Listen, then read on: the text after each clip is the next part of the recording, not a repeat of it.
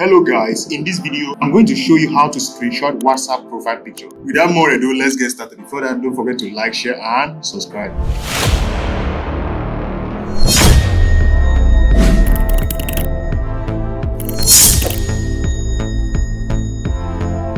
Of course, whenever you try to screenshot someone's WhatsApp profile picture, you see this message over here. So this is the solution. First things is to open your PC. We're going to use PC for this.